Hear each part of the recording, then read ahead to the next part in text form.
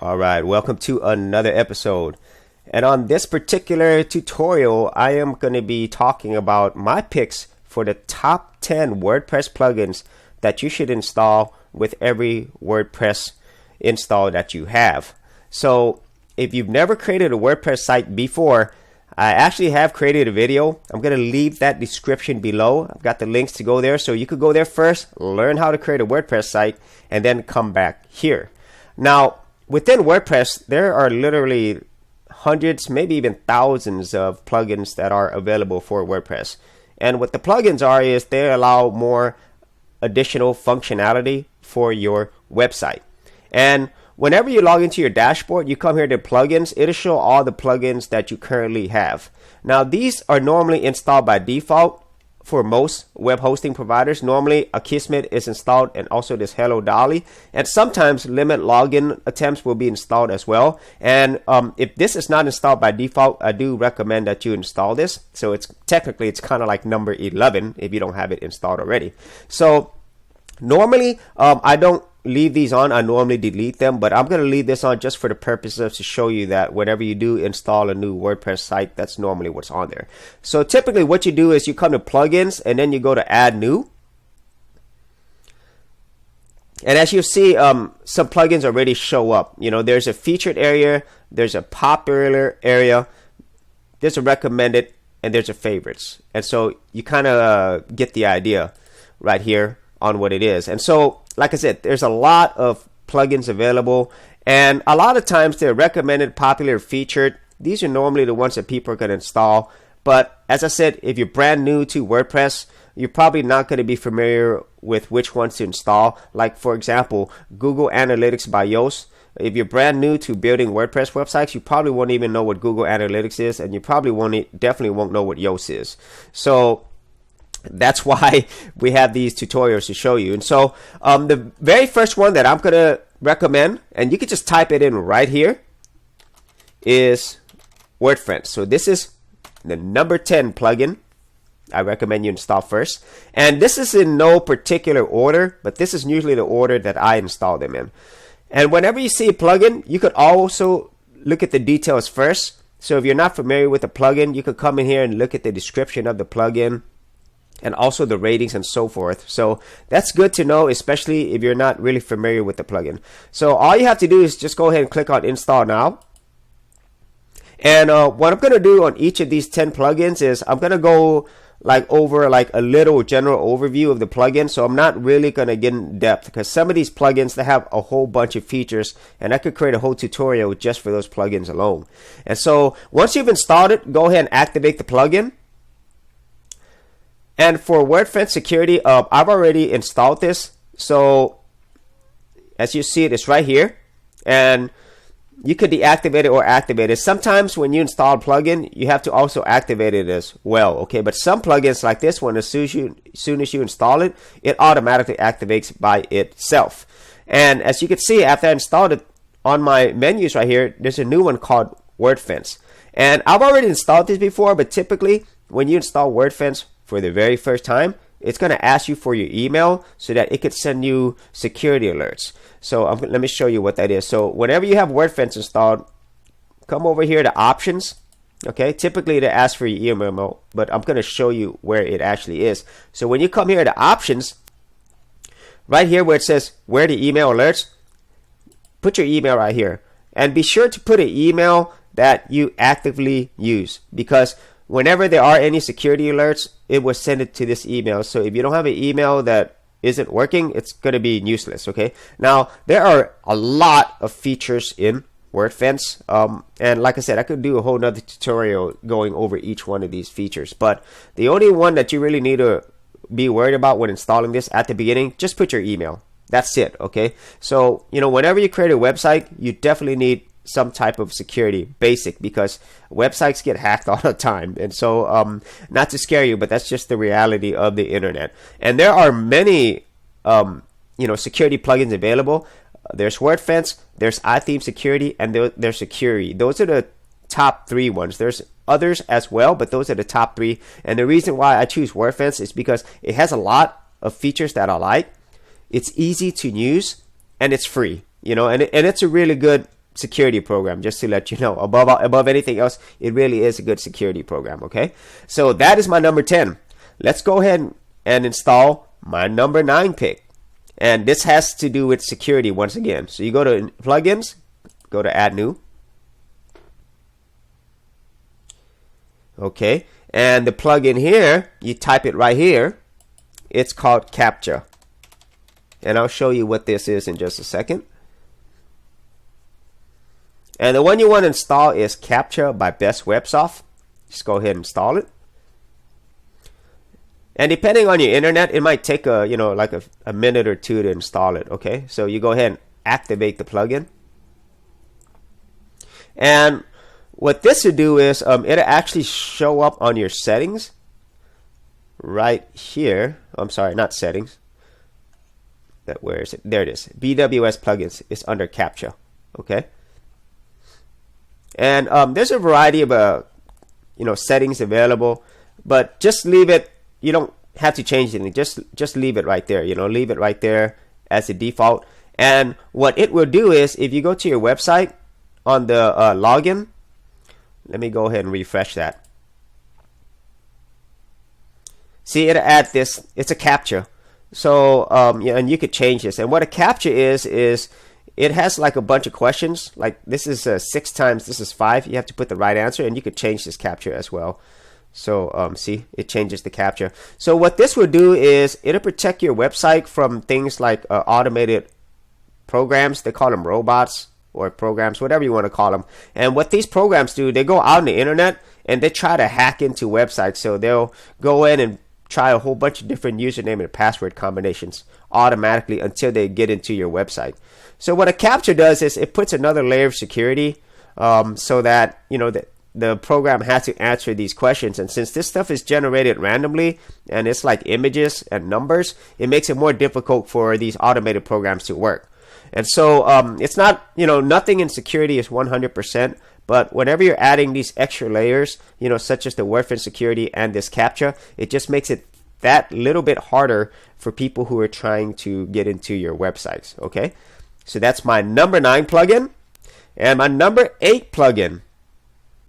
Now, you might not use this right away, but if you're going to be doing WordPress websites for any amount of time, you're going to learn about something called child themes, okay?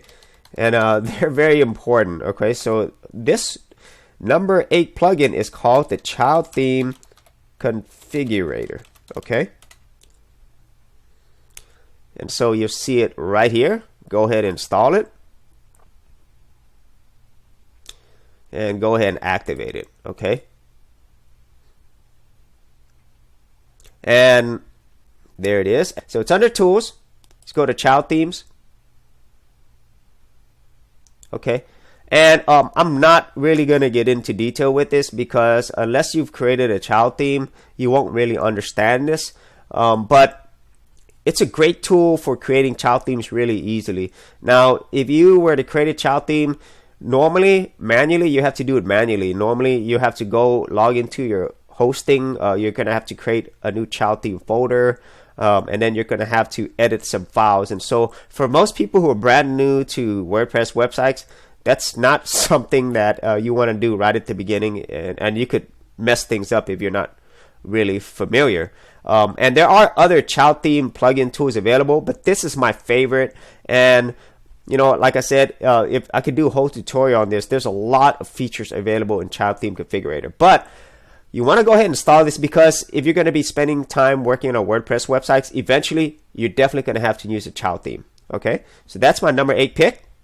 Now, my number 7 plugin is going to be called TinyMCE. Okay, yeah, actually it's called TinyMCE Advance. Sorry, y'all. So type in TinyMCE Advance. I've already typed it in, as you could probably see, but that's what shows up. Okay, and what TinyMCE Advance does is before I install it, let me show you what it does. So if you were to go to your pages or posts, it doesn't matter. Let me open this up real quick. So I don't have any pages yet. So say you added a new page, okay? And see, these are your menus up here.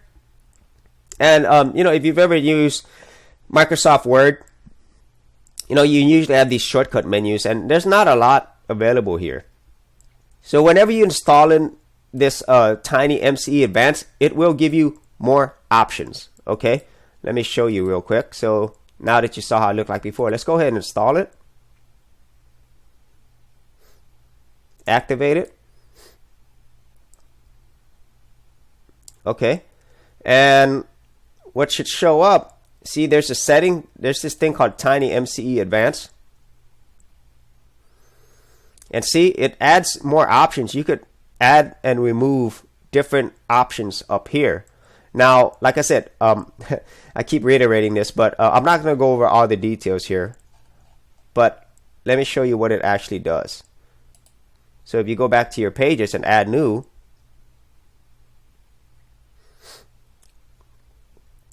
you should have more options available.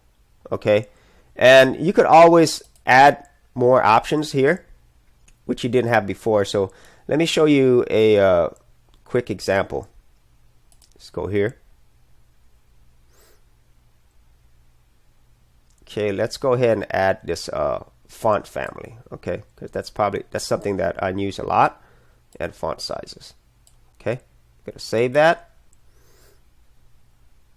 Go back to pages, add new.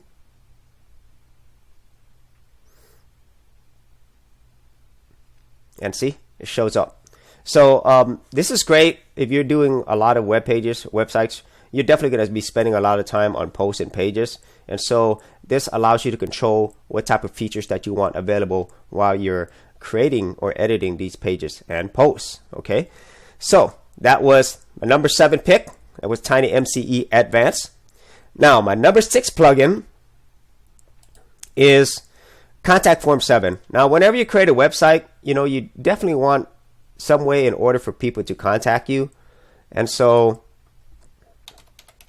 you're going to need a contact form. You know, unless you know how to program, you know, it's a lot easier to just do it through a plugin. And, you know, this is obviously it's a very popular plugin. So you just go ahead and install it. Activate it. Okay, so now that that's installed, you should have this option right here called Contact. Okay, and quite simply what it'll do, it will allow you to create a contact form on your page. So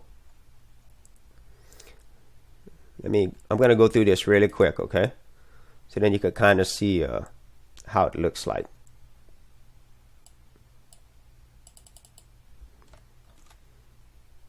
Go to pages. Let's go to contact.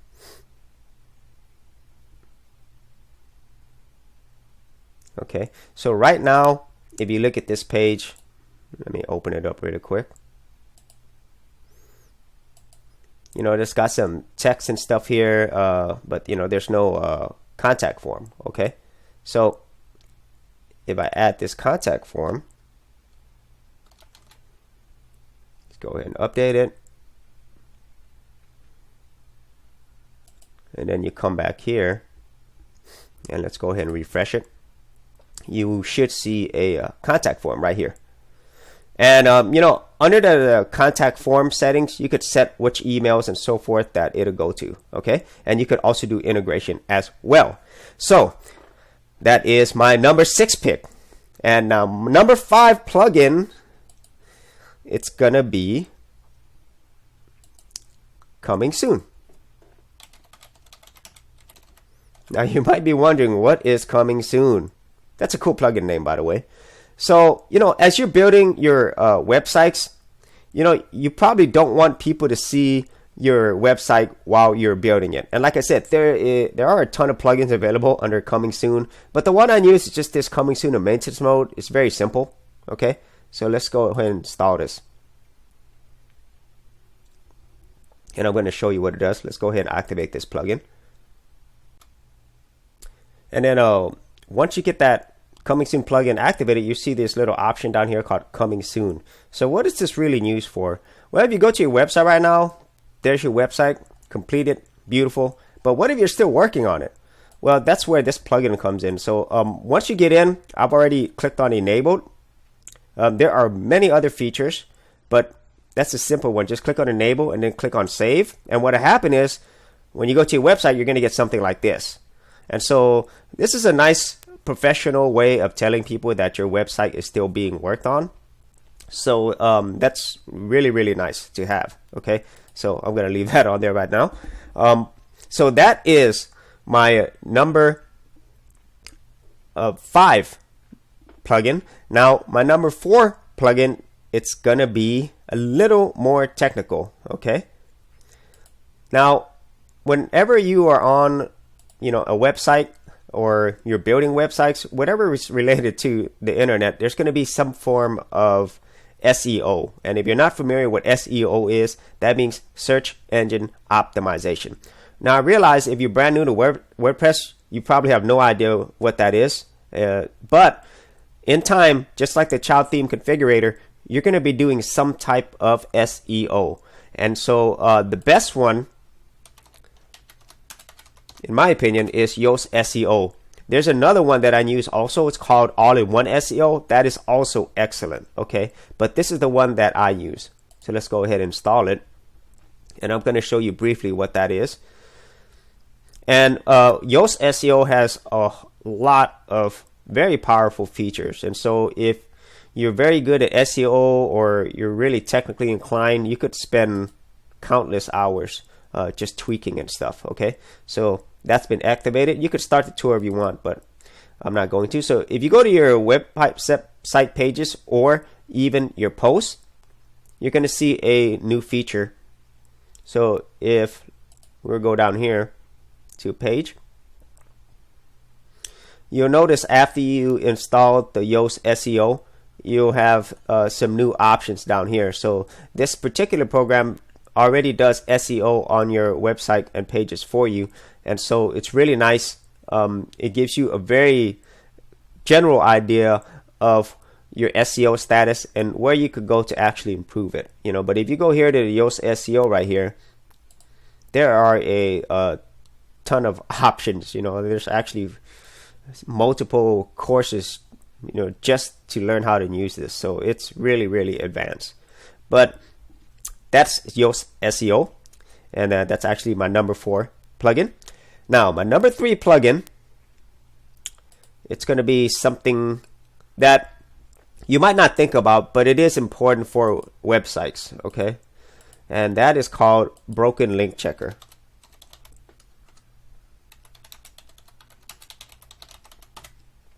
And what this will do is this plugin will actually go in and check for any broken links on your websites. And as you're spending more time creating websites, you'll understand why this is important. You don't want broken links throughout your websites. Google and other search engines don't like that. Okay, and it's not something you really need to spend a lot of time on. Once you install the plugin, see it's right there under broken links. Just leave it on the default. And what it does, it'll check your website and make sure there's no broken links. Okay, which is great. Okay, so that's my number 3 plugin. And now let's get to my number 2. And this is whenever you're going to be uploading a lot of pictures. A lot of people eventually, they're going to be adding media to their website. Mostly pictures, but also video. But this is primarily focused on pictures. Now, pictures can get really big in some cases, and even if they're not, they can bog down your system, meaning slow down your performance. And so you want to have your picture sizes as small as possible. And so a plugin that I recommend is called WP Smush. And what this will do is it's a funny name, but basically it actually smush down the size of your pictures that you upload. It'll make it smaller. Okay, however, you're still going to have the quality of the pictures that you uploaded originally, but by doing this, it'll automatically make your websites load a little bit faster because the picture sizes are smaller. And like I said, there's not much that you need to do there.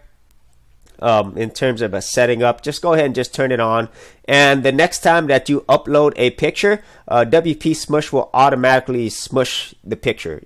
I'm not sure how to explain that, but you'll see it. So okay, now I'm going over all the top 9 plugins.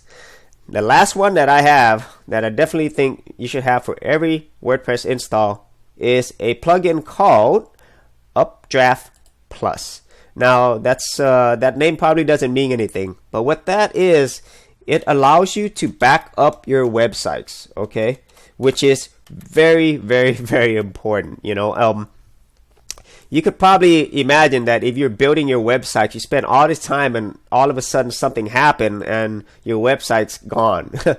That would not be good, okay? Now, a lot of hosting providers, they provide some type of backup, but that's not always something that I can rely on, and you also want more control over your backups, and Updraft Plus does that, okay? So not only will it allow you to back up your websites, but also it'll allow you to restore your websites as well. And also, if you were like moving your websites to another website, this is a really handy tool to have. So let's go ahead and install that. It's installing right now, and let's go ahead and activate it. Okay, and it should be under settings right here. Okay, and this is a very simple tool to use, but it can be advanced, but it's really simple tool. All you do is just go ahead and back up, and it's going to go ahead and back up your necessary files, and then it'll show up right here under existing backups, and then you can also restore from a previous backup that you have done.